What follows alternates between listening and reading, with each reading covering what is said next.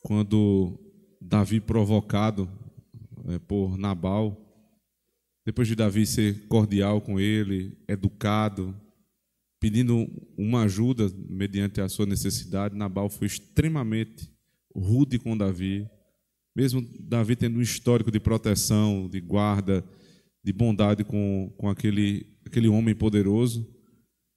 Então, depois das palavras duras de Nabal, Davi se enfureceu e partiu para matar Nabal, e não somente ele. A fúria de Davi era tão grande que ele queria simplesmente exterminar Nabal, a sua família, e não deixar nenhum menino sequer vivo naquela terra.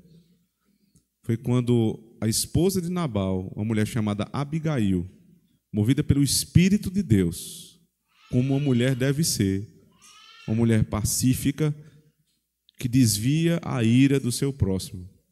Foi até Davi com presentes, oferecendo tudo que Davi precisava, e disse: não faça isso, meu marido é um tolo.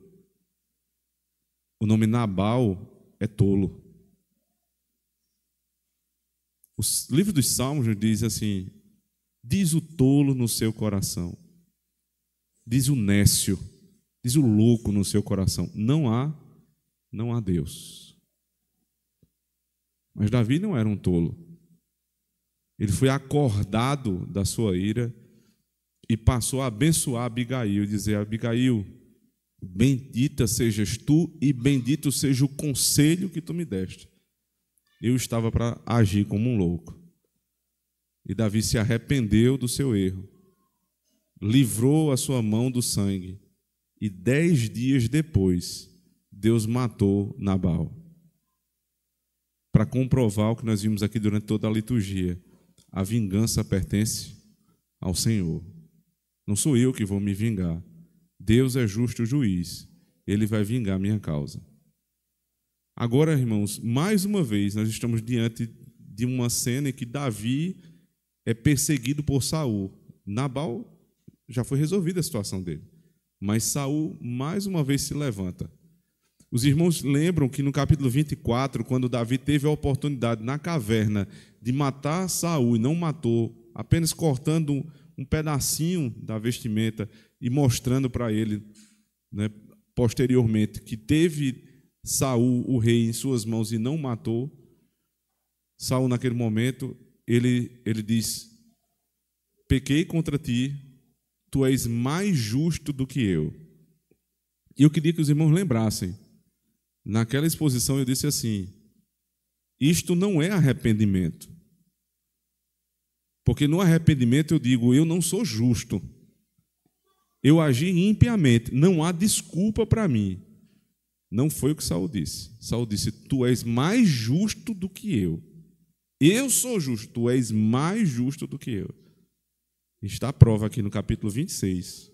Mais uma vez, Saul vai perseguir Davi. E nós vamos ouvir o que a Bíblia tem a nos falar a partir de agora. Ouçam a palavra do Senhor. E vieram os ifeus a Saul, a Gibeá, dizendo: não está Davi escondido no outeiro de Aclá, de fronte de Gesimon? Então Saul se levantou e desceu ao deserto de Zif, e com ele 3.000 homens escolhidos de Israel, a buscar Davi no deserto de Zif. E acampou-se Saul no outeiro de Aclá, que está de fronte de Gesimon, junto ao caminho. Porém Davi ficou no deserto e viu que Saul vinha seguindo no deserto. Pois Davi enviou espias e soube com certeza que Saul tinha vindo. E Davi se levantou e foi ao lugar onde Saul se tinha acampado. Viu Davi o lugar onde se tinha deitado Saul e Abner, filho de Né, capitão do seu exército. E Saul estava deitado dentro do lugar dos carros, e o povo estava acampado ao redor dele. E dirigindo-se Davi a Aimeleque, o Eteu, e a Absai, filho de Zeruia, irmão de Joabe, disse: quem descerá comigo a Saul ao arraial? E respondeu Absai: eu descerei contigo. Foram, pois, Davi e Absai de noite ao povo, e eis que Saul estava deitado, dormindo, dentro do lugar dos carros, e sua lança estava fincada na terra à sua cabeceira. E Abner e o povo deitavam-se ao redor dele. Então disse Absai a Davi: Deus te entregou hoje nas mãos o teu inimigo. Deixa-me, pois, agora encravá-lo com a lança de uma vez na terra, e não o ferirei segunda vez. E disse Davi a Abissai: nenhum dano lhe faças, porque quem estendeu a sua mão contra o ungido do Senhor e ficou inocente. Disse mais Davi: vive o Senhor, que o Senhor o ferirá, ou o seu dia chegará em que morra, ou descerá para a batalha e perecerá. O Senhor me guarde de que eu estenda a mão contra o ungido do Senhor. Agora, porém, toma a lança que está à sua cabeceira e a bilha de água, e vamo-lo. Tomou, pois, Davi a lança e a bilha de água da cabeceira de Saul, e foram-se, e ninguém houve que o visse, nem que o advertisse, nem que acordasse, porque todos estavam dormindo, porque da parte do Senhor havia caído sobre eles um profundo sono. E Davi, passando ao outro lado, pôs-se no cume do monte ao longe, de maneira que entre eles havia grande distância. E Davi bradou ao povo e Abner, filho de Ner, dizendo: não responderás, Abner? Então Abner respondeu e disse: quem és tu que bradas ao rei? Então disse Davi a Abner: porventura não és homem? E quem há em Israel como tu? Por que, pois, não guardastes o rei teu senhor? Porque um do povo veio para destruir o rei teu senhor. Não é bom isso que fizeste. Vive o Senhor, que sois dignos de morte, vós que não guardastes a vosso senhor, o ungido do Senhor. Vede, pois, agora onde está a lança do rei e a bilha de água que tinha à sua cabeceira. Então conheceu Saul a voz de Davi e disse: não é esta a tua voz, meu filho Davi? E disse Davi: é minha voz, ó rei, meu senhor. Disse mais: por que persegue o meu senhor tanto o seu servo? Que fiz eu? E que maldade se acha nas minhas mãos? Ouve, pois, agora, te rogo, rei, meu senhor, as palavras de teu servo. Se o Senhor te incita contra mim, receba ele a oferta de alimentos. Se, porém, são os filhos dos homens malditos, sejam perante o Senhor, pois eles me têm expulsado hoje, para que eu não tenha parte na herança do Senhor, dizendo: vai, serve a outros deuses. Agora, pois, não se derrame o meu sangue na terra diante do Senhor, pois saiu o rei de Israel em busca de uma pulga, como quem persegue uma perdiz nos montes. Então disse Saul: pequei, volta, meu filho Davi, porque não tornarei a fazer-te mal, porque foi hoje preciosa a minha vida aos teus olhos. Eis que procedi loucamente e errei grandissimamente. Davi então respondeu e disse: eis aqui a lança do rei, venha cá um dos moços e leve-a. O Senhor, porém, pague a cada um a sua justiça e a sua lealdade, pois o Senhor te entregou hoje na minha mão, porém não quis estender a minha mão contra o ungido do Senhor. E eis que assim como foi a tua vida hoje de tanta estima aos meus olhos, assim seja a minha vida de muita estima aos olhos do Senhor, e ele me livre de toda a tribulação. Então Saul disse a Davi: bendito sejas tu, meu filho Davi, pois grandes coisas farás e também prevalecerás. Então Davi se foi pelo seu caminho e Saul voltou para o seu lugar. Vamos orar? Tua palavra, Senhor Deus, quando é lida, nos anima, porque sabemos que logo em seguida Tu mesmo há de falar conosco, expondo o texto, explicando cada parte dele e aplicando às nossas vidas de acordo com as necessidades do nosso tempo.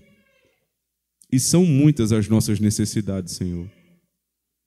Capacita o Teu servo esta manhã para compreender cada uma destas necessidades do Teu povo, dos mais jovens, dos adultos, dos mais velhos, do marido, da esposa, do solteiro, do filho, do pai, da mãe, do recém-chegado, do que já está aqui há muitos anos. Trata o nosso coração, Senhor Deus, esta manhã, porque nós precisamos, para que a nossa boca, a nossa mente sirvam somente ao Senhor e que Cristo seja exaltado. Usa-me para isso, ó Deus, e prepara o coração do Teu povo. Amém. Nem sempre as palavras que parecem piedosas, amigáveis, com o propósito de ajudar, de conferir honra, respeito, devem ser levadas a sério, a ponto de eu agir em conformidade exatamente com o que estão me dizendo. Nós devemos ter cuidado, especialmente com o que se chama língua lisonjeira. A língua lisonjeira, ela vai dizer o que você quer ouvir. Ela não vai dizer o que você precisa ouvir. Ela vai exaltar exageradamente as tuas virtudes. Outras vezes ela vai até inventar virtudes que nós não temos. E ela vai diminuir a ponto de você nem perceber mais os teus erros. Tenha cuidado com pessoas que sempre chegam com palavras de lisonja e de elogio. Veja, o elogio não é um problema. Nós devemos elogiar as virtudes dos nossos irmãos. Mas eu não estou falando isso. Estou falando quando isso tem segundas intenções. Quando o elogio é só para abrir o teu coração para o que ele quer dizer depois. Quando o elogio é simplesmente uma porta para acessar o mais profundo do teu coração e mudar a tua disposição. Muito cuidado. Cuidado para não ouvir, cuidado para não ser esta língua. Para não emprestar a tua língua a Satanás. E veja, os crentes também fazem isso. Em outro sentido, não como lisonja, mas como um problema com esse mesmo caráter da língua. Pedro chegou a dizer palavras que foram repreendidas pelo nosso Senhor Jesus Cristo, dizendo: arreda Satanás. Tu não cogitas das coisas de Deus, mas do mundo. Porque Pedro queria impedir Jesus Cristo de ir para a cruz. Ele disse: eu nunca vou permitir. E o Senhor disse: você está louco, Pedro? Você está emprestando a tua língua ao demônio. A carta de Tiago é muito clara ao dizer que a nossa língua é algo poderoso. A língua que abençoa é a mesma que amaldiçoa. A língua que dá um bom conselho é a mesma língua que insufla a ira. Então nós devemos ter muito cuidado com a nossa língua. A nossa língua ela é tratada no 9º mandamento: não minta, que quer dizer, fale a verdade. Mas tenha cuidado no modo de falar a verdade. Considere o seu irmão, considere a hora de falar a verdade, o modo de falar a verdade. Porque a língua tem um poder terrível, irmãos. Com poucas palavras nós destruímos o coração de alguém. Com mais outras poucas, nós insuflamos a ira do nosso próximo contra um terceiro. E isto é fazer o trabalho de Satanás. Porque os livros de sabedoria dizem: 6 coisas Deus odeia, a 7ª ele abomina. É quando um irmão coloca um contra o outro. É abominável aos olhos de Deus. Mas é exatamente isso que os zifeus fizeram com Saul. Se os irmãos tiverem cuidado ao ler, vão perceber que Saul estava vivendo normalmente. Saul continuou a vida dele. Ele, lá atrás, no capítulo 24, pediu perdão a Davi. Nós sabemos que o perdão, o arrependimento não era genuíno, mas ele estava seguindo a vida. Ele foi trabalhar, ele foi cuidar dos seus negócios, até que um povo chamado Zifeu, percebendo que Davi estava escondido ali, porque Davi vivia se escondendo, evitando o confronto desnecessário com Saul, esperando que Deus cumprisse a promessa que dizia que ele seria o novo rei, os zifeus foram lá infernizar a vida de Saul. Observe no verso 1. E vieram os zifeus a Saul, a Gibeá, dizendo: não está Davi escondido no outeiro de Aquilá, de fronte de Gesimon? Então Saul se levantou e desceu ao deserto de Zife, e com ele 3.000 homens escondidos de Israel, a buscar Davi no deserto de Zife. Não sejamos como os zifeus, irmãos. Você sabe da informação, você sabe que uma pessoa tem um problema com outra. Mas eles tentaram se resolver lá, do jeito deles, um pediu perdão, a gente não sabe ainda se é verdadeiro ou não. Eu sou um terceiro, não tenho nada a ver. Então eu vou lá para lisonjear o rei, para demonstrar certa lealdade ao rei, serviço ao rei, e vou e conto o que está acontecendo a respeito de Davi, para que o rei se levante na sua ira e vá lá matar Davi. Mas eu volto para casa com a minha narrativa. Eu fiz o que eu deveria fazer, porque eu servia ao rei. Eu servia o meu Senhor. Não é isso que a Bíblia diz, que eu devo honrar as autoridades? Pois é, a Bíblia não só tem um 5º mandamento, tem um 6º também que diz: não matarás. E o não matarás não quer dizer simplesmente não vá lá e mate. Mas eu vou preservar a vida do meu próximo de todas as maneiras possíveis, incluindo não falando mal de um que tem raiva do outro, não insuflando a ira de um contra o outro, porque fazer isso é trabalhar para Satanás. E ainda com a capa dizendo que eu estou fazendo tudo isso aqui para a glória de Deus. Só é para a glória de Deus quando está de acordo com a palavra de Deus. Nós podemos, irmãos, nos enganar bastante nas nossas palavras, na nossa forma de agir, e dizer: não, eu estou fazendo isso por conta disso, mas tem fundamento bíblico o que os zifeus fizeram aqui? Não tem. É pura maldade. Agora, por outro lado, se você é o superior, se você é a pessoa que está ouvindo a lisonja acompanhada de uma palavra má, não dê ouvidos. Em primeiro lugar, fuja de pessoas ao seu redor que estão sempre trazendo desgraça a respeito de um terceiro. Sempre querendo falar de um terceiro do ponto de vista negativo. Porque uma hora ou outra eles vão fazer com que a tua ira se levante contra aquela pessoa. Você nem sabe se é verdade, você nem tem autoridade para resolver o assunto. Não se meta com pessoas assim. Não seja e não ouça. Porque quando Saul ouviu, ele passou a perseguir Davi, fazendo algo que era contrário à palavra do Senhor.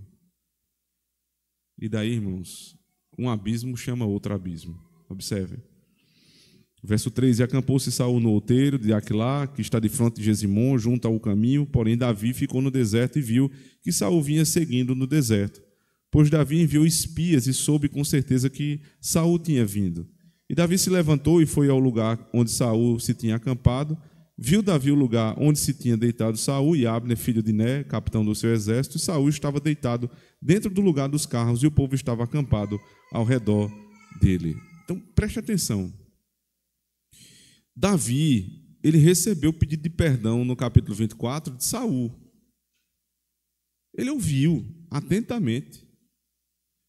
Mas Davi não era um homem ingênuo. Porque os homens não podem ser ingênuos.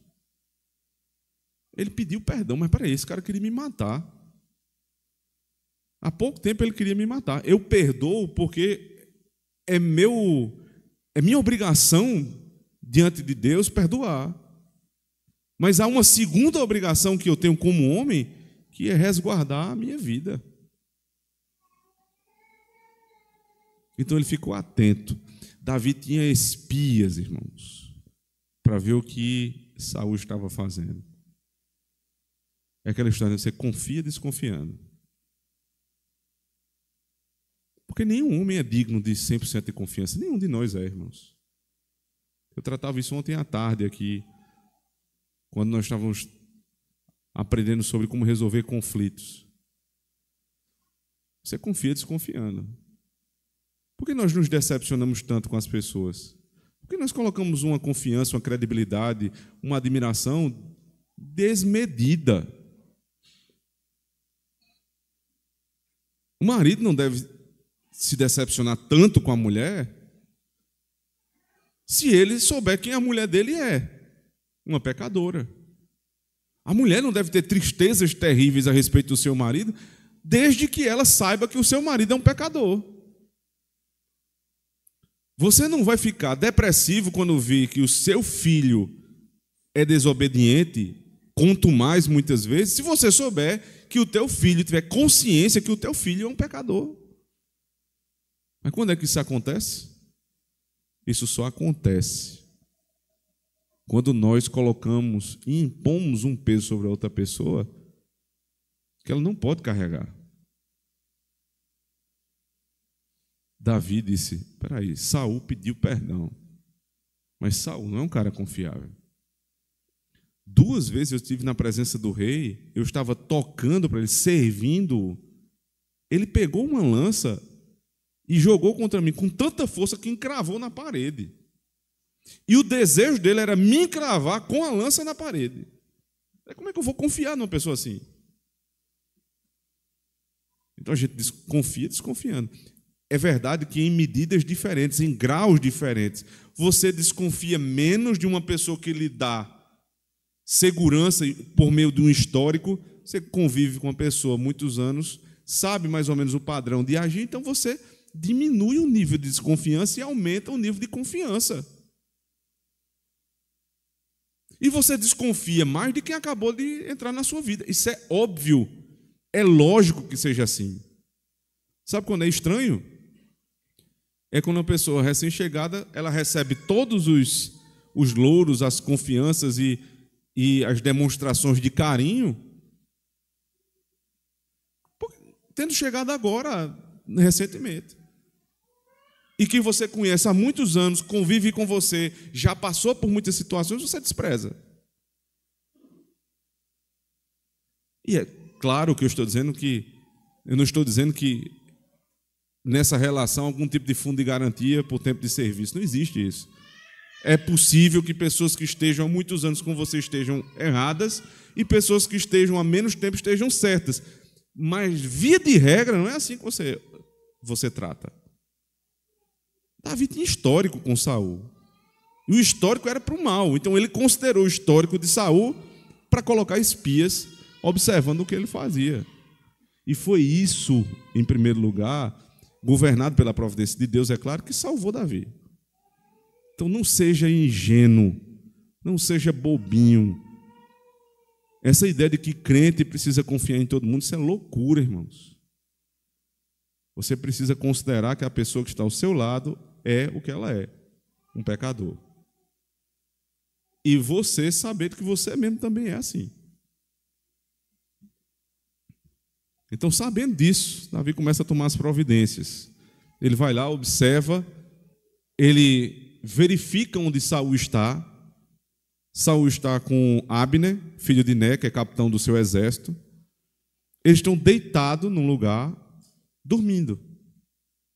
Verso 6. Dirigindo-se Davi a Aimeleque, o Eteu, e a Absai, filho de Zeruia, irmão de Joabe, disse: quem descerá comigo a Saul ao arraial?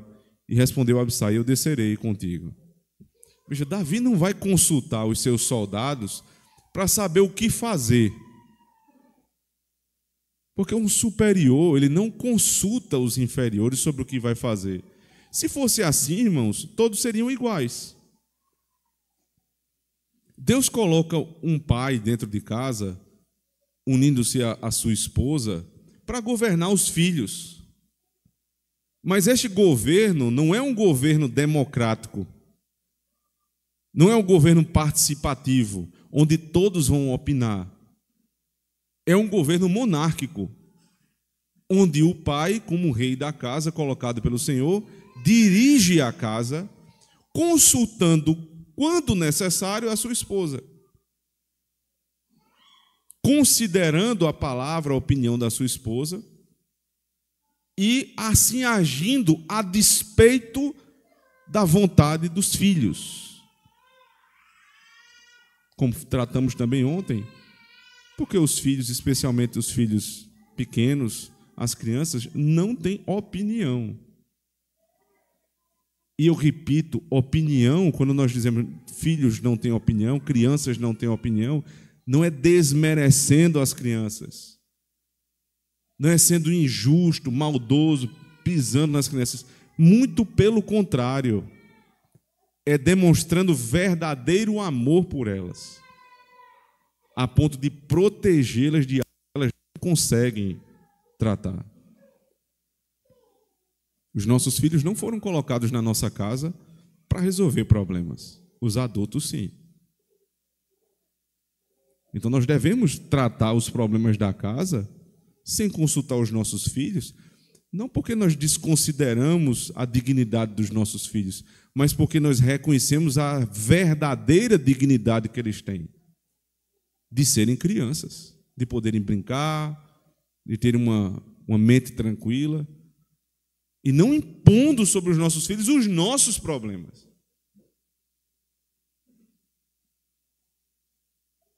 Os nossos problemas são nossos. E quando é necessário a ajuda de algum deles, como Davi precisou da ajuda de um homem só, ele não precisou de um exército, porque ele não queria matar Saul.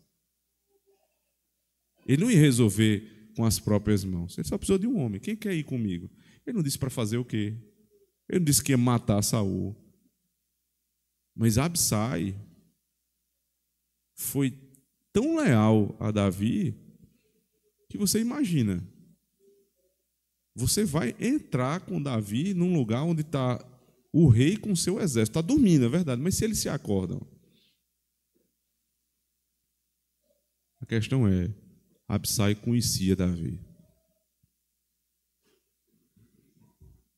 Por que os nossos filhos não respeitam muitas vezes as nossas ordens?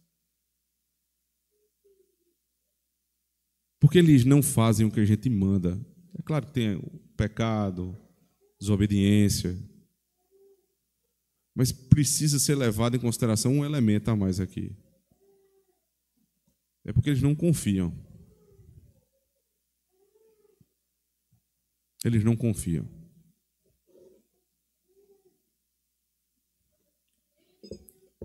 Quando a Evinha era bem pequenininha, eu acho que ela tinha uns 2 ou 3 anos, a gente foi para eu fui pregar lá em Aldeia, em um acampamento da igreja, e acho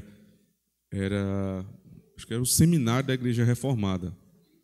Eu posso estar enganado, mas eu tenho quase certeza que era isso. E tinha uma piscina lá.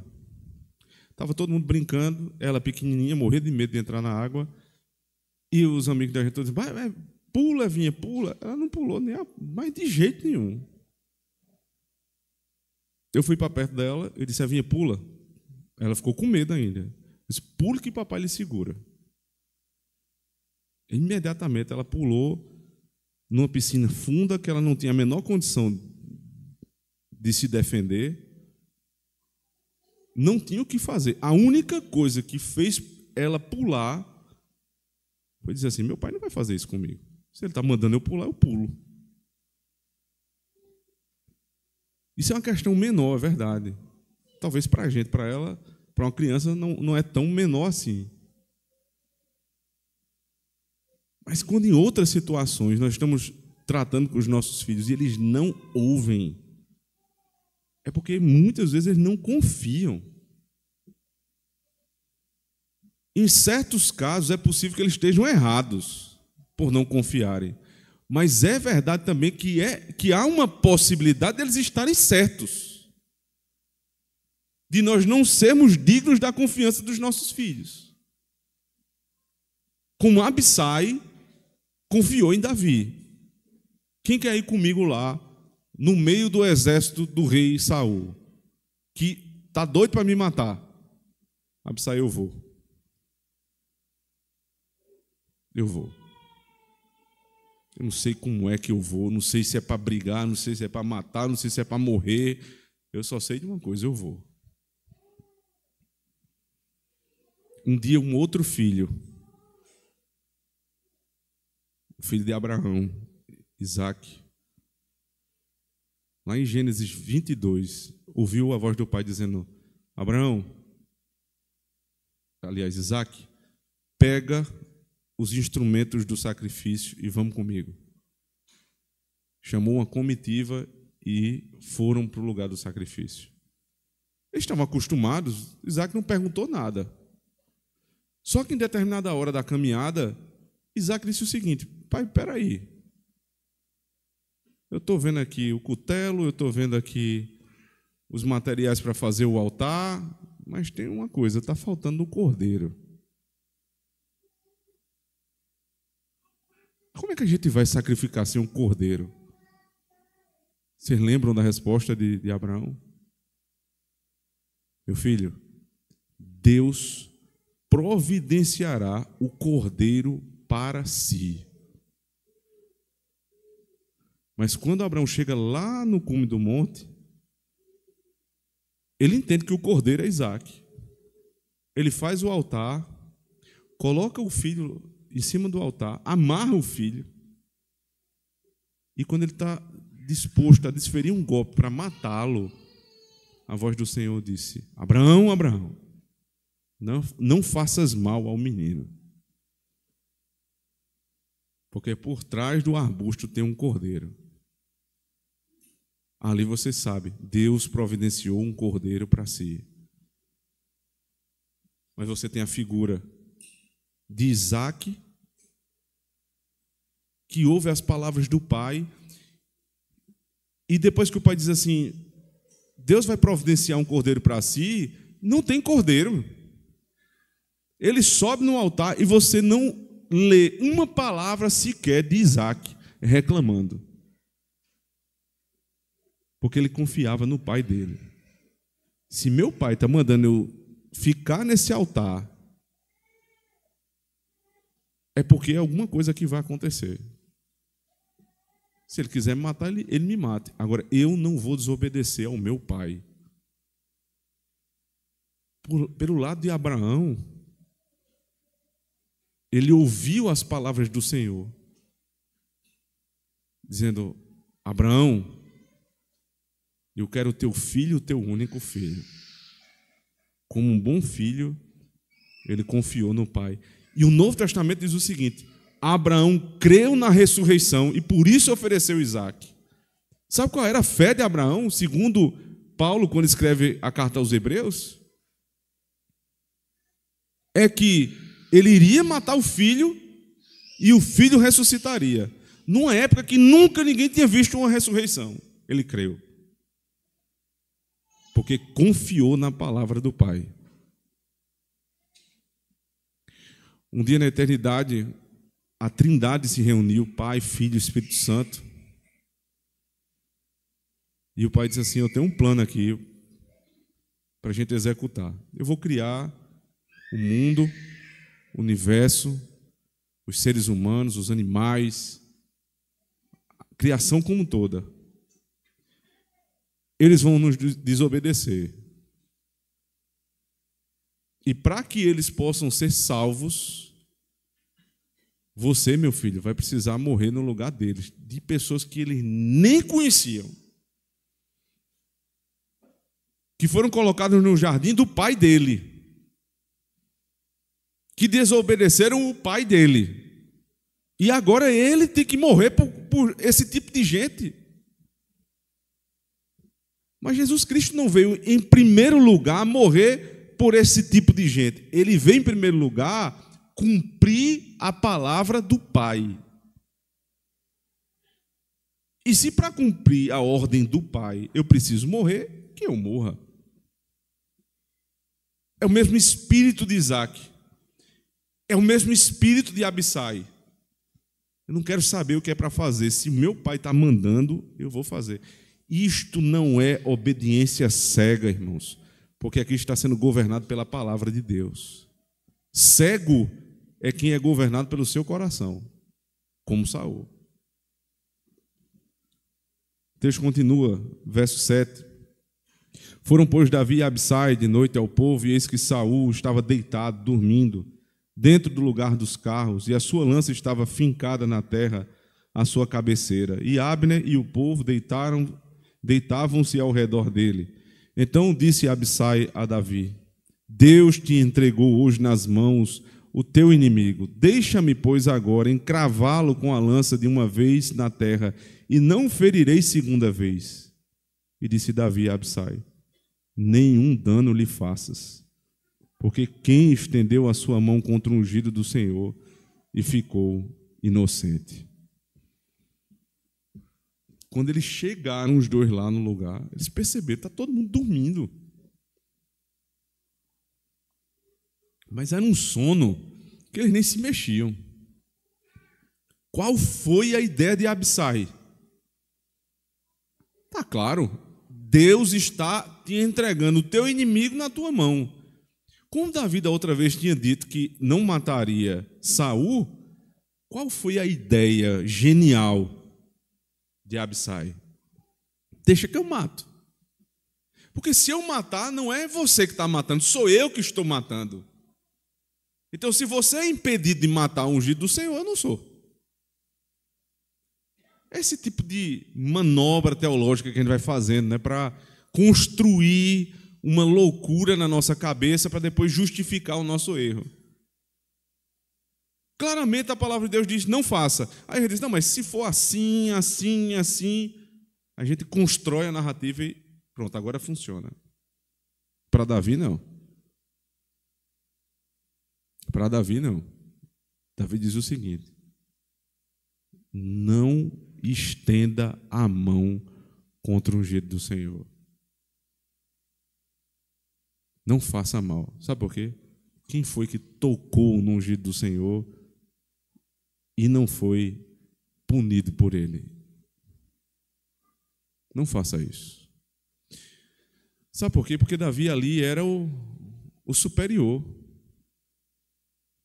E o superior, ele não tem autoridade só sobre si, não, ele não é responsável só pelas suas atitudes, mas dos seus inferiores. Quando há um problema numa empresa, existe a figura do representante legal da empresa. Pode ter 100 sócios, mas tem um representante legal. É ele que vai diante do juiz, muitas vezes é ele que vai ser preso. Muitos casos, ele não foi o que cometeu o ilícito diretamente, mas o que acontece debaixo da sua autoridade é a responsabilidade dele. É como se ele tivesse feito. Então Davi diz: nem eu, nem você. Lembra do quarto mandamento? Lembra-te do dia do Senhor. Aí depois ele diz assim: nem tu, nem teu filho, nem tua filha, nem teu servo, nem tua serva, nem o teu boi, nem o teu jumento, nem o estrangeiro das tuas portas para dentro. Ninguém vai quebrar o dedo do Senhor. Nem você, nem ninguém que está sobre a tua tutela. Davi disse: não estenda a sua mão contra o ungido do Senhor, porque ninguém fez isso e ficou inocente.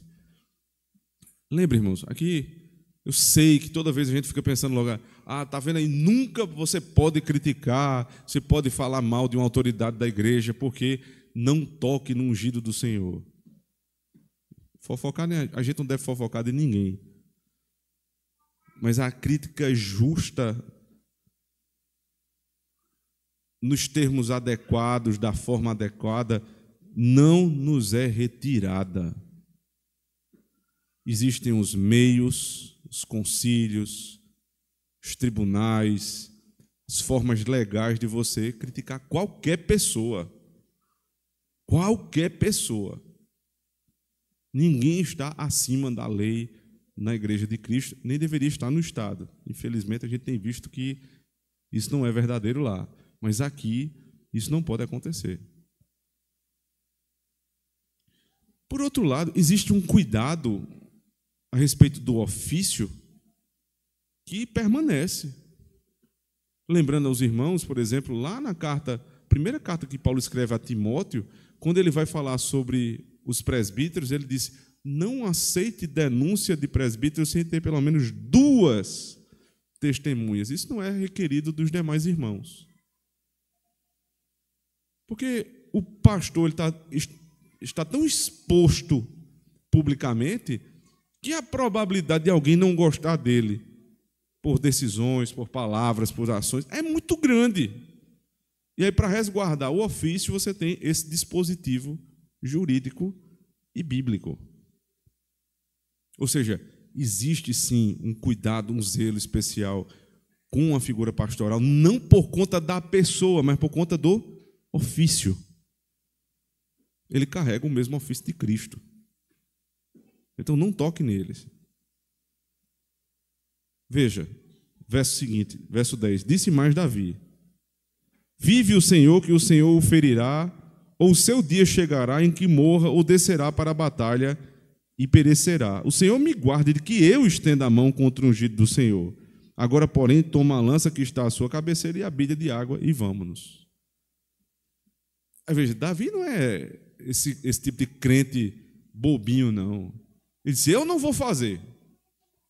A minha mão não vai se vingar dos inimigos de Deus, porque Ele não me deu essas pessoas na minha mão. Mas o Senhor é justo juiz, e Ele o fará. Você percebe a diferença? O fato de eu não me vingar não quer dizer que não exista vingança, mas é que a vingança não está sob a minha autoridade, mas a autoridade de Deus. É o Senhor que me vingará. Ele já tinha passado por isso no capítulo anterior, lembram? Quando Abigail foi lá e o convenceu do que o que ele estava fazendo é se vingar com as próprias mãos, Davi imediatamente parou. 10 dias depois, Nabal estava morto. E aqui ele lembra disso. Ele disse: eu não vou me vingar. Pode ser que isso aconteça numa batalha, Saul vai para uma batalha e alguém mate-o. Voltando para casa, dentro de casa, eu não sei como é que Deus vai matar, eu só sei de uma coisa: Deus é justo juiz. Irmãos, pensem nisso a respeito dos problemas que vocês têm, os muitos problemas que nós passamos, as inúmeras injustiças que nós somos alvo quando nós não cometemos. E a gente fica aparentemente de mãos atadas. Eu não tenho o que fazer. Claro que tenho o que fazer. Entrega o teu caminho ao Senhor, confia nele e o mais ele fará. Confia a tua causa ao Senhor. Confia na justiça do Senhor. Espera nele. Davi escreveu salmos, irmãos, muitos que nós lemos aqui, Salmo 37, Salmo 34. O Salmo 4, por exemplo, quando ele diz: Senhor, se elevaram muitíssimo o número dos meus inimigos. São mais fortes do que eu. São muito mais fortes do que eu. Ele está contando ao Senhor o que está acontecendo, mas ele não vai tomar atitude contra os inimigos. Na verdade, quando você termina de ler o Salmo 4, o que é que acontece? Eu deito e durmo. Ele diz assim: em paz eu me deito e logo pego no sono, porque só tu, Senhor, me fazes repousar seguro. Esse é o sono do justo. O justo vai dormir repetindo essas palavras: eu deito e me durmo com a segurança que o Senhor me dá. O sono dos justos é confiado em Deus, o sono do ímpio é confiado nos seus carros, nos seus cavalos, no dinheiro que está na conta. Saul dormia assim, veja, verso 12. Toma, pois, Davi a lança e a bilha de água da cabeceira de Saul e foram-se. E ninguém houve que o visse, nem o que o advertisse, nem que o acordasse, porque todos estavam dormindo, porque da parte do Senhor havia caído sobre eles um profundo sono. Davi dormia também, acordado. Nesse tempo todo ele não perseguiu Saul, ele estava deitado, dormindo. deitado, dormindo, confiando em Deus, ele foi até o acampamento de Saul e viu outro tipo de sono que existe. Muitas vezes Jesus terminava de pregar e ele dizia coisas assim terríveis diante da multidão. E ele suscitava a ira dos fariseus, e os fariseus estavam ali bufando de raiva dele. E você fica imaginando, vão pegá-lo, vão prendê-lo. E o texto diz assim: e saiu o Senhor por meio deles, e nenhum lhes tocou, porque não lhe era chegada a hora. Enquanto não for chegada a hora, enquanto Deus estiver nos protegendo, os nossos inimigos, irmãos, eles vão ficar cegos, loucos, sonolentos, caso nós estejamos agindo corretamente. O Senhor impôs profundo sono. Deus é o que desperta, Deus é o que dá sono. Foi Deus que deu um sono a Adão. Quando Adão estava lá: Senhor, como é que eu vou cumprir aqui as tuas ordens? Eu olhei aqui, em toda a criação não há um auxiliador idôneo. O Senhor imediatamente colocou um sono sobre Adão. Adão dormiu e ele retirou da costela de Adão uma mulher. E diz: eis aí a tua mulher. E Adão diz: esta é osso dos meus ossos, carne da minha carne. Quando foi que Deus providenciou uma esposa para Adão? Quando ele estava dormindo. Quando é que Deus providencia uma esposa para um solteiro? Quando ele descansa no Senhor. Não é quando ele vai procurar no mundo. É quando descansa no Senhor. Quando é que Deus resolve o problema do nosso casamento? Quando nós descansamos no Senhor. Quando é que Deus resolve o problema do desemprego ou dos problemas da empresa? Quando nós descansamos no Senhor. Agora, quando eu tento resolver, aí eu meto os pés pelas mãos. O Senhor fez cair profundo sono no rei e no seu exército. Verso 13. E Davi, passando ao outro lado, pôs-se ao cume do monte, ao longe, de maneira que entre eles havia grande distância. E Davi bradou ao povo e a Abner, filho de Ner, dizendo: não responderás, Abner? Então Abner respondeu e disse: quem és tu que bradas ao rei? Então disse Davi a Abner: porventura não és homem? E quem é Israel como tu? Por que, pois, não guardasses o rei teu senhor? Porque um do povo veio para destruir o rei teu senhor. Não é bom isso que fizeste. Vive o Senhor, que sois dignos de morte, vós que não guardastes o vosso Senhor, ungido do Senhor. Vede, pois, agora onde está a lança do rei e a bilha de água que tinha à sua cabeceira. Davi é irônico. Isso mesmo, irmão. Davi está ironicamente zombando da cara de Abner, o capitão do exército de Saul. Ele vai lá, toma o pote de água, pega a lança que tantas vezes foi jogada contra Davi, ele pega na mão, volta para o lugar, toma uma certa distância e começa a gritar: Abner! Abner! Abner toma um susto, imagina a cena, o capitão toma um susto, acorda com um susto, está Davi dizendo: bora, Abner! Tu não é o capitão? Tu não é homem? Tu não devia estar aí cuidando do rei? Olha onde está a lança do rei agora. Ironicamente, debochando, desprezando daquele inimigo terrível que o perseguia. Não do rei, mas do exército do rei. Quando Deus confunde os nossos inimigos, muitas vezes Ele nos dá a oportunidade de nós desmontarmos as falácias que eles diziam ao nosso respeito. Até de debocharmos das artimanhas de Satanás. ironicamente. Tu não é o fortão, tu não é o poderosão, tu abandonaste o teu rei. Na hora da batalha, você estava dormindo. Que respeita um capitão que dorme na hora da batalha? Que respeita um soldado que dorme na hora da batalha? Mas é possível, irmãos, que nós, mesmo com toda fidelidade, sejamos assim também. Jesus Cristo, na hora da maior batalha da sua alma, chamou seus discípulos e disse: velem comigo, orem comigo. Quando ele voltava, eles estavam dormindo. Mas há uma diferença. Eles são filhos de Deus.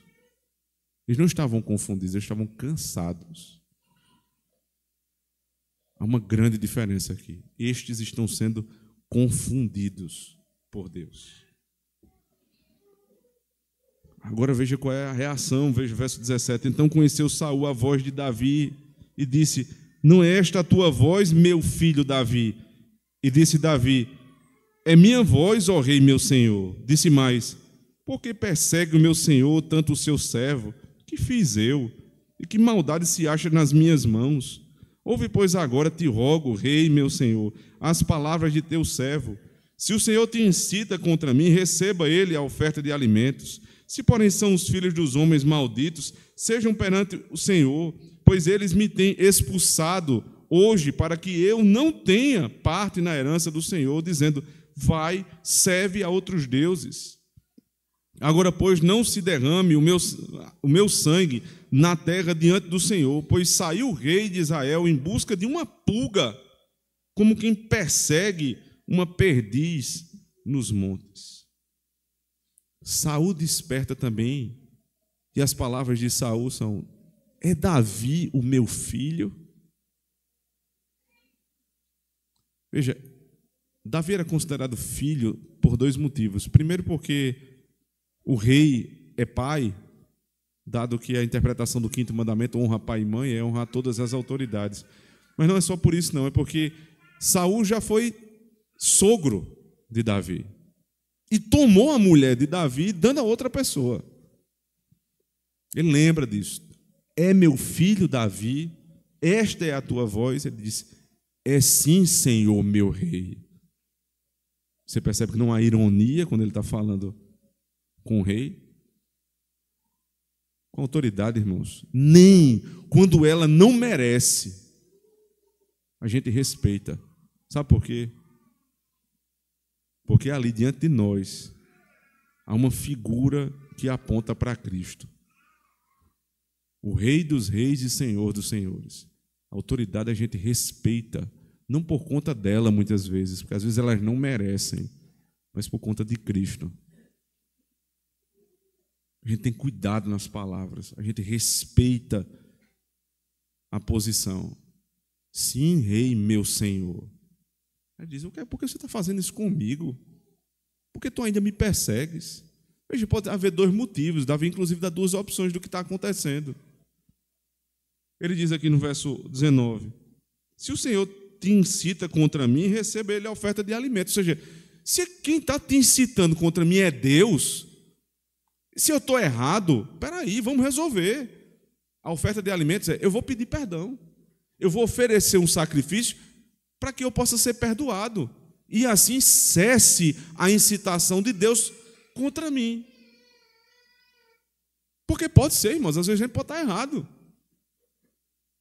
A gente deve colocar isso na cabeça. Pode ser que isso esteja acontecendo porque Deus está levantando essa pessoa contra mim para que eu peça perdão. Cabe uma avaliação. Mas a segunda opção, que evidentemente é a verdadeira, ele diz: porém, verso 19, parte B, são os filhos dos homens malditos.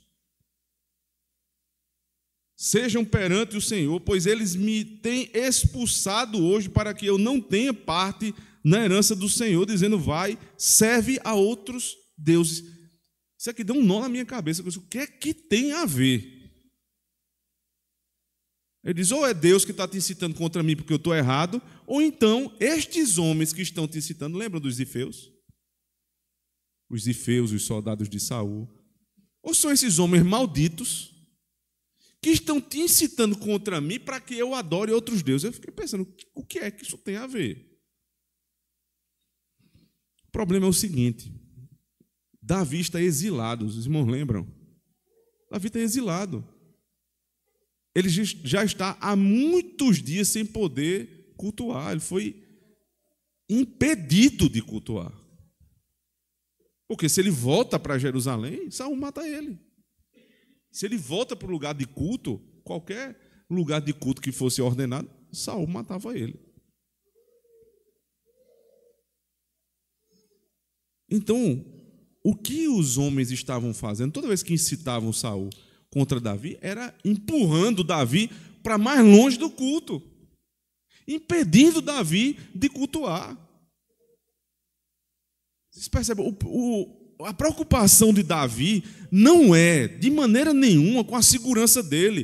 Ele não está dizendo assim, estão te incitando para me matar, simplesmente. Ele está dizendo, eles estão me impedindo de cultuar. Porque toda vez que alguém vai lá e diz alguma coisa no teu ouvido, tu me impede de voltar para o culto. Irmão, que disposição maravilhosa a respeito do culto. De lutar para estar no culto, de querer estar no culto. Que maldição, irmãos, está sobre a cabeça de alguém que impede o outro de ir para o culto. Veja só, imagina essa situação, preste atenção. A mulher se casa com um homem ímpio. Os dois eram ímpios, um se converteu. A gente está vendo isso lá em 1 Carta aos Coríntios, capítulo 7. Os dois eram ímpios, um se converteu, a mulher se converteu, o marido não. Ele começa a militar contra a fé dela, a humilhá-la, a impedi-la. O negócio é tão sério que a palavra de Deus diz o seguinte: se ele consente em ficar contigo, a parte cristã deve permanecer. Mas se ele não consente, Deus vos tem chamado à paz. Sabe o que isso quer dizer? Se separe. Porque mais vale obedecer a Deus do que obedecer aos homens. A mulher tem desejo de ir para o culto, ela é impedida. Um filho se converte e os pais não se convertem. Os pais impedem os filhos de irem para a igreja. O desejo é tão grande que o sujeito pula a janela, corre de casa, ele dá um jeito, ele vai para a igreja. Agora, às vezes, a gente tem a liberdade, a oportunidade, tudo em nossas mãos. Mas a gente arruma uma desculpa para não vir para a casa de Deus. Porque o problema não são os impedimentos externos, nem sempre é assim, mas o que está no nosso coração. Muito pior o que está no nosso coração. Você não pode, por exemplo, ser médico, enfermeiro, policial. A gente sabe, dia do Senhor, obras de misericórdia, obras de necessidade, isso está compreendido na palavra de Deus. Ou seja, essas profissões podem trabalhar no domingo, regime de escala, ele vai trabalhar alguns domingos, outros não, para que ele possa ir para a casa de Deus. Se vocês terem uma ideia, o próprio Estado resguarda que o dia semanal de repouso deve ser preferencialmente o domingo. E que pelo menos um domingo por mês você tem que estar liberado. Ainda restou isso. Mas o problema não é essa discussãozinha da profissão, vai, não vai, pode, não pode, fica essa confusão todinha. O problema não é esse. O problema é, você é policial, bombeiro, frentista do posto, ou trabalha no serviço de saúde, o problema é, estando lá, no plantão, onde está o teu coração? Você está lá tranquilo, aqui está ótimo, estou ganhando dinheiro, o coração vai se apegando àquilo ali, E eu vou me afundando. Eu estou ali, mas quando alguém pergunta, opa, sou médico. Opa, não venha reclamar, não. A minha profissão me permite. A preocupação não é essa, meu querido. A preocupação é como o teu coração está lá exercendo essa profissão. É com peso. Não por ser pecado, porque não é. Mas eu poderia estar fazendo algo melhor, que era estar na casa do Senhor. Mas eu estou aqui. Eu vou cumprir o meu serviço. É necessário. É bom, inclusive, para o reino de Deus. Mas melhor estar na sua casa. Davi disse, eu não estou nem preocupado com minha segurança. Agora, estes malditos estão me impedindo de ir para o culto. Eles querem me afastar do Senhor. É o argumento que ele tem contra Saul. Nunca, irmãos, se coloque numa situação dessa. Em primeiro lugar, de estar impedido de ir à casa de Deus, isto ser uma alegria para o teu coração. Se isso tem acontecido, se entristeça. Peça perdão a Deus. Ou impedir teu filho, tua esposa, teu funcionário, seja lá quem for que estiver sob a tua autoridade, de participar do culto. E agora na parte final,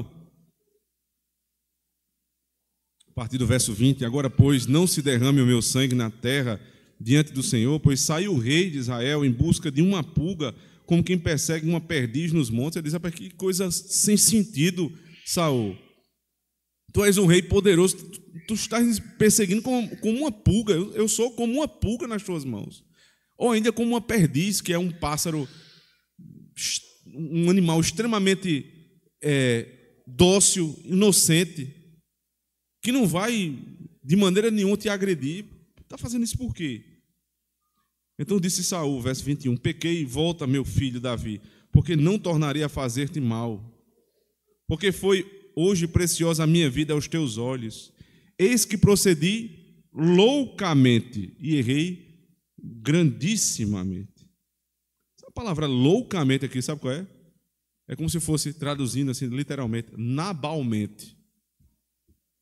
Eis que hoje eu agi como Nabal, o governador que se insurgiu contra ti. Eu agi como um tolo. Sabe o que está ficando claro aqui? Os inimigos de Davi são um bando de tolos. Não tem o juiz no lugar. Davi então respondeu e disse, verso 22, eis que a lança do rei, venha cá, eis aqui a lança do rei, venha cá um dos moços e leve-a. O Senhor, porém, pague cada um a sua justiça e a sua lealdade, pois o Senhor te entregou hoje na minha mão. Porém, não quis estender a minha mão contra o ungido do Senhor. E eis que assim como foi a tua vida hoje de tanta estima aos meus olhos, assim seja a minha vida de muita estima aos olhos do Senhor, e ele me livre de toda a tribulação. Então Saul disse a Davi, bendito sejas tu, meu filho Davi, pois grandes coisas farás e também prevalecerás. Então Davi se foi pelo seu caminho e Saul voltou para o seu lugar. Vocês lembram que Saul, quando falou a primeira vez, disse assim, é a voz do meu filho Davi, volta Davi. Volta para o palácio. Eu estou pedindo perdão, Davi. Vamos continuar amigo do jeito que a gente era. Aí Davi disse, não, senhor. Está perdoado. Toma aqui a sua lança, toma a bilha de água, está perdoado. Agora, Deus vai fazer justiça entre mim e ti. Ele vai julgar a justiça e a lealdade de cada um. E nós vamos ver quem está certo e quem está errado. Eu não vou tocar em ti nunca. Mas Deus vai dizer quem está certo e quem está errado. E esse como foi a tua vida em autoestima pelos meus olhos, a minha vida não será de autoestima nos teus olhos, mas aos olhos de Deus. Quem vai me proteger é o Senhor. Ele me livrou dessa tribulação. Aí Saul disse, bendito sejas tu, meu filho Davi, pois grandes coisas farás e também prevalecerás. Ele abençoou Davi e profetizou que seria o reino de Davi. Aí o final, você imagina, e viveram felizes para sempre. Não, Senhor. Então Davi se foi pelo seu caminho e Saul foi para o seu lugar. cada um seguiu um caminho diferente. O pessoal diz assim, né? Cristal quebrado não cola mais. Né? É verdade. É verdade. Existem algumas relações que, irmãos, você pede perdão, o outro lhe perdoa, dá para seguir, mas não é a mesma coisa nunca mais. Voltar para o palácio do rei, só se Davi fosse louco. Não, tu segue a tua vida, eu vou seguir a minha. Eles nunca mais se encontram, pelo menos não é registrado na Bíblia. Houve um momento semelhante, mas com algumas distinções, lá em Atos 15. Paulo e Barnabé. A diferença é que eram dois servos de Deus. Paulo tinha viajado com João Marcos na última viagem missionária, e sabe o que aconteceu? No meio da viagem, João Marcos surtou e disse, vou voltar. E deixou Paulo lá sozinho. Imagine como era difícil uma viagem dessa. Paulo disse, então volte. Quando eles estavam programando a próxima viagem, Barnabé disse assim, Paulo, vamos programar a próxima viagem e vamos levar com a gente Marcos. Aí Paulo disse, quem Marcos? Deus me livre. Houve entre eles grande contenda e não pouca discussão. Paulo e Barnabé, dois servos de Deus, pastores da igreja, brigando, eles discutem também, você sabia disso? Às vezes não se entendem. E sabe qual foi a solução? Paulo disse, tu segue aí com o João Marcos, e eu vou me acompanhar de outra pessoa. E isso aconteceu, irmãos. Se você ler a segunda carta de Paulo a Timóteo, no capítulo 4, quando Paulo está morrendo, Paulo pede 3 coisas para trazerem para ele. Uma capa, porque ele está com frio. Um livro, porque era o melhor passatempo da vida dele. E João Marcos. Porque ele é muito útil. Foi Paulo que mudou? Não. Foi Marcos que mudou. Paulo não mandou Marcos embora porque era maldoso, não. É porque ele sabia com quem estava lidando.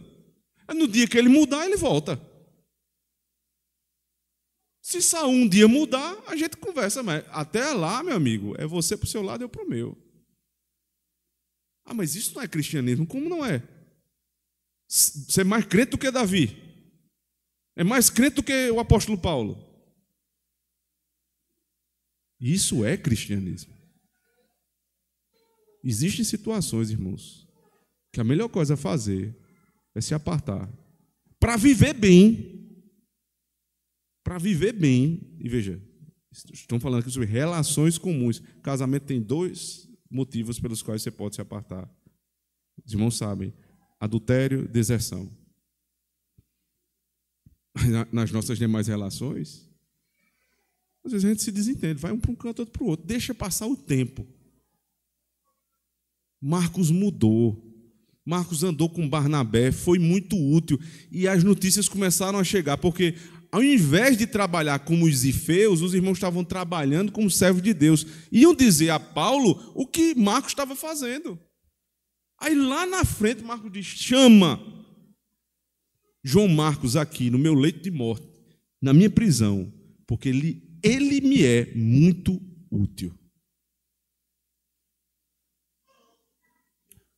Para finalizarmos, Deus nos colocou no jardim do Éden para vivermos como seus amigos. Nós quebramos a aliança com o Senhor de uma maneira tão terrível que ele disse, olha, eu tenho um modo de resolver o problema, mas por hora, desapareçam da minha frente. Desapareçam da minha frente. Deus colocou Adão e Eva com os seus filhos para fora do jardim. Vai-te embora. Vocês não trabalham demais. mas eu vou resolver o problema. O meu filho vai morrer para que essa relação seja restaurada. Só basta uma coisa, vocês quererem. As relações que os irmãos quebraram durante a vida, que fizeram os irmãos se afastarem de parentes, familiares, amigos. Existe uma esperança para a restauração. Não dê ouvido à língua lisonjeira. Não escute os zifeus que ficam lhe infernizando o juízo o tempo todo contra essa pessoa. Não haja como um Nabal, como um tolo, com sangue nos dentes. Mas também não seja ingênuo. Dê tempo ao tempo. Às vezes é necessário se afastar.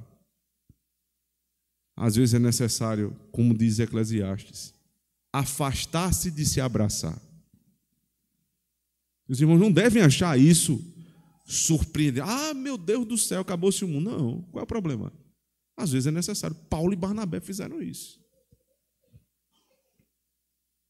Quando há arrependimento, a gente deve fazer como Paulo, traz Marcos, que me é útil. Mas quando é um miserável ímpio como Saul, que o Senhor faça justiça entre mim e ti. Que Deus nos abençoe, irmãos. Que a justiça de Cristo seja nossa. Amém. Vamos orar.